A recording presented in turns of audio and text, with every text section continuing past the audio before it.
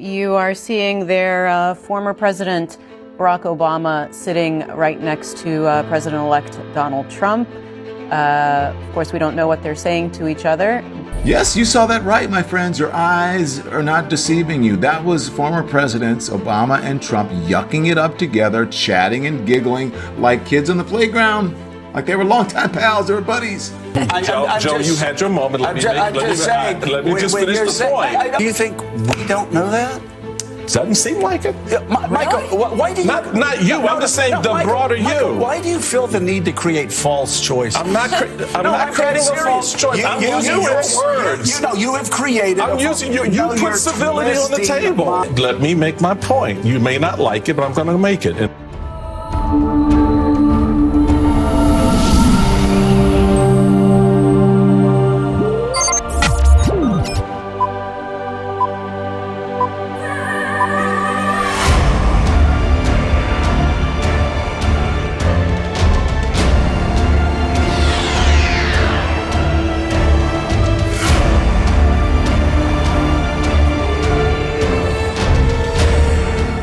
This is your favorite girl, Ella, bringing you episode 3 of Tales with a Twist.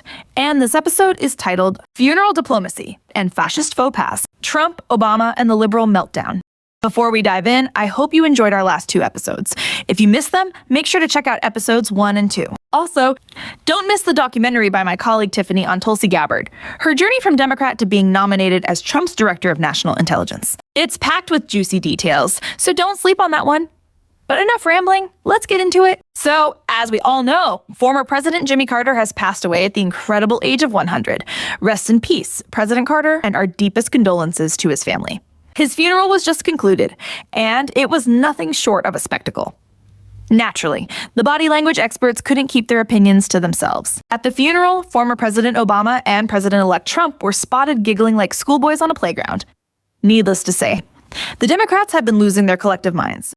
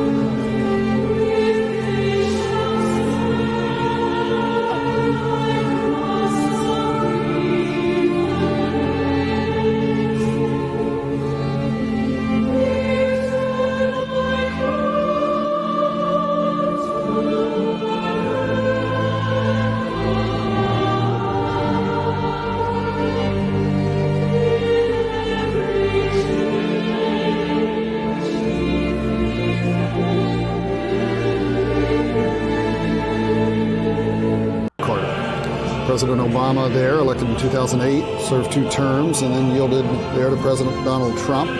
You are seeing their former president, Barack Obama, sitting right next to President-elect Donald Trump. Of course, we don't know what they're saying to each other, but that is inside the National Cathedral in Washington, D.C. I wonder what they were saying to each other? Probably saying to one another. These gullible civilians actually think we hate each other. Obama will probably say to Trump, some of them didn't celebrate Thanksgiving and Christmas because they were beefing over politics. Can you imagine that? Trump will probably respond, "You mean it. That's dumb," in a classic Trump manner, always with the friendly spin. Later, when Trump was asked about this giggly exchange during a press stop at Mar-a-Lago, he said, "Apparently we like each other. It looks very friendly." Off the top, you mentioned the Carter funeral today. What were you talking to Barack Obama about? It did look very friendly, I must say. I didn't realize it. I didn't realize it how friendly it looked. I saw it on your wonderful network just a little while ago before I came in, and I said, boy, they look like two people that like each other, and we probably do. We have little different philosophies, right? But we probably do. But not everyone was thrilled. Enter Charlemagne the Frog. Sorry, I won't call him the god. He claimed that this cozy scene was terrible political optics. You told us he was a threat to democracy, he fumed. To me, that's just bad optics. Charlemagne, are you just realizing that politics is a dirty game? I thought everyone figured that out the moment they saw politicians hugging puppies one day and selling them off the next. Charlemagne went on to say, you've got the last real leader of the Democratic Party, Barack Obama, laughing and giggling with Trump. It's like he's kissing the ring. That's what it looked like. Kissing the ring, huh? More like exchanging backstage passes. Obama's probably planning his own show in Mar-a-Lago next. Meanwhile, over on MSNBC, Joe Scarborough had a heated exchange with former RNC chair Michael Steele. You took me saying that it's not the end of the world, that Barack Obama smiled and talked to Donald Trump, and you're turning that into that we have no idea what's before us. I'm not. You will play very well today on Blue Sky and Threads and X. Congratulations. I'm not playing to anybody. I don't have an audience here. I'm just saying. Yes, you do. Scarborough praised Obama for being civil toward Trump, which, predictably, didn't sit well with everyone. And a civil war ensued. Michael Steele chimed in with, civility is a two-way street. The thing about yesterday, how they look at him. And so I agree with you, Joe. The whole civil thing works. But you know, civility is a two-way street. We all know that. Let's just see what the civility is coming the other way. Because I bet you it isn't. Scarborough shot back. Tell us something we don't know. Ouch. Michael, I'm not saying we're walking in a winter wonderland.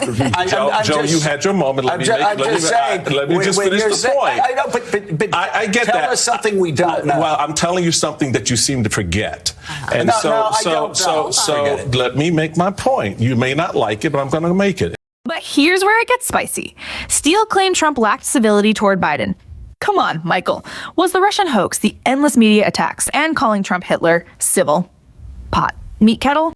I take your civility argument, and you like to say 78 million people voted for Donald Trump. Well, 82 million people voted for Joe Biden. Right. And he didn't get that civility that you're talking about from Donald Trump in those 4 years. Right. So now the expectation is, because he's won again and he got 78 million people, we all got to be civil to Donald Trump. Well, okay, I'm prepared to be civil. Nobody said that. You did. No, I didn't say I didn't say everybody has to be civil. The reality of it is, you're using the term civil. I've never used that term. I'm using your term. You put civility on the table.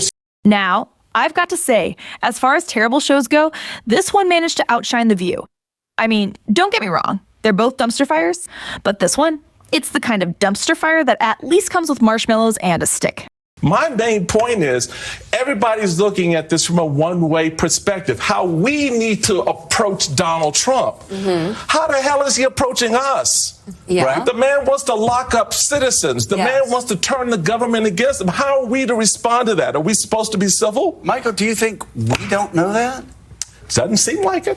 Michael, why do you... Not you. I'm just saying broader Michael, you. Why do you feel the need to create false choices? I'm not creating a false choice. I'm using your words. You have created... I'm using you. You put civility on the table. My words. I can't believe this man was once the chair of the RNC.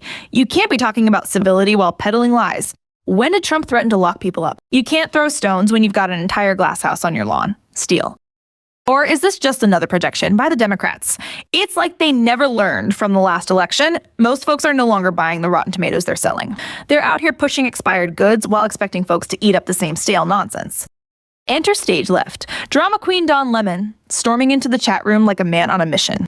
In a profanity-laced tirade during his Live at 5 podcast on Friday, Lemon tore into Scarborough for suddenly preaching civility toward Trump, after months of branding Trump a fascist and a threat to democracy. This is getting thicker than the plot of a soap opera. He added, if they're going to acquiesce seemingly like that publicly, then what does that mean in the broader sense of the structure of the fabric of our society? The pair's exchange, short though it was, confused and enraged folks on social media. People had many questions. How could Barack Obama, the man who faced vicious, racist conspiracies for years because of Trump, act so buddy-buddy with him? Does he not remember birtherism? Does he not remember how for years Trump lied about how he was secretly born in Africa? Does he not remember how Trump suggested that he was secretly a Muslim who was sympathetic to terrorist groups and terrorist causes? Perhaps more critically, does he not remember how his entire political party has been calling the man a fascist, an autocrat, a threat to democracy for months, if not years? Translation. Guys, we have to keep up the act. If we stop pretending that all the lies we told about Trump were true, the whole Trump is Voldemort narrative unravels. Next thing you know, we'll be admitting he doesn't actually eat puppies for breakfast. Can't have that, can we? People could not believe what they were seeing. Had the Democratic Party lied to them? Had Kamala Harris and Joe Biden lied to them? This is all just a game? I mean, I can understand feeling that way. Because nothing says fabric of society like clinging to your carefully stitched lies while everyone else has already moved on to dessert. Morning Joe hosts Scarborough and Mika Brzezinski have faced months of liberal backlash after the pair trekked to Mar-a-Lago after the election for their first face-to-face meeting with Trump in 7 years, apparently on a quest to boost their tanking show. Lemon, who sees himself as the love child of Walter Cronkite and a Brooklyn hipster barista, serving up truth with a side of self-importance, lectured Scarborough on how he thinks he should be covering the incoming administration. You have to indicate to the American people that this is not normal. Grinning with someone that you have called a fascist over the last couple of years. That's not normal. Folks are tired of the behavior being normalized, Lemon said. Oh, really, Don? I wonder which folks you're talking about. The overwhelming majority that voted for Trump, despite all your attempts to convince them he was a cartoon villain? Maybe the same folks who roll their eyes every time you try to redefine normal. Because if normal means living in Lemonland, where grins are fascist signals, then sign me up for some abnormal behavior with extra cheese. Lemon then defended Obama for being cordial with Trump, but again, warned about optics to liberal supporters, reminding Democrats that they referred to Trump as Hitler and they can't just cozy up to him now. Barack Obama was just doing his duty. The former president had died, and he inevitably was going to have to brush shoulders with Trump. They're in the same presidential club, right? What was the alternative? Not to watch Jimmy Carter be laid to rest? Now, I think he had no choice, but laughing at Trump's jokes on camera, it was risky. Kind of cringy. Optics like this are things that Democrats have to consider going forward. They spent years, if not months, if not years, labeling Trump a political aberration, someone cruel, if not evil, outside the norm. Their voters may feel lied to if they appear to embrace him now. You can't just memory hole comparing someone to Hitler. He also warned them to be mindful of how they relate to Trump in the next 4 years, and that they shouldn't allow Karen Pence to be a better moral and democracy defender than the Democrats.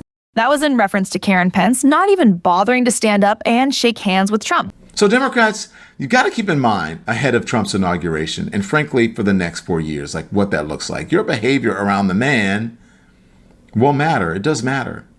You can't allow Karen Pence to present as a more steadfast defender of democracy, a more courageous critic of Trump than yourselves. Democrats, your outdated impulse to prioritize good relationships with your conservative colleagues at all costs has got to end. Recall, many of these men and women have spent years valorizing a violent mob that sought to kill you. Translation: don't let Karen Pence out-defend democracy you. Imagine the horror of losing the defender of democracy title to someone whom the liberal media spent 4 years calling the poster child for awkward smiles and school bake sales. That's not just a loss. It's a landslide.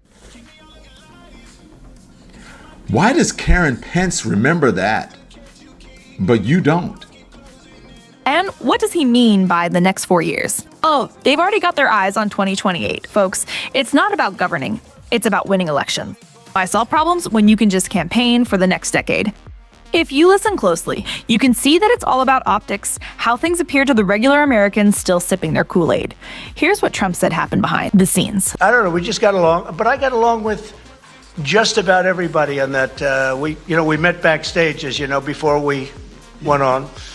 And I thought it was a beautiful service, but we all got along very well, which is good. As J. Adam Snyder once said, politics is a game played by the rich with the lives of the poor. So, if you're a liberal still living in La La Land, this should teach you that the whole threat to democracy and Hitler talk was just politics. You know, it's dirtier than a late-night infomercial where the salesman promises you the world, but by morning, you realize you've got a broken blender and a stack of useless magic gadgets. Yeah, they definitely went overboard with the rhetoric, but at the end of the day, it's just politics. The sooner you stop getting so riled up and realize it's all just a game, the less stress you'll have, and you can go back to enjoying your Netflix marathons in peace, or this channel. Keep an eye out for episode 4, coming up in a few hours, where we'll dive into the interactions between presidents and vice presidents at the funeral, especially the moments between Trump and Obama, and the parody President Trump posted on Truth Social afterward. Like, comment, share, subscribe, and hit the bell icon to avoid missing our upcoming videos. This is your homegirl,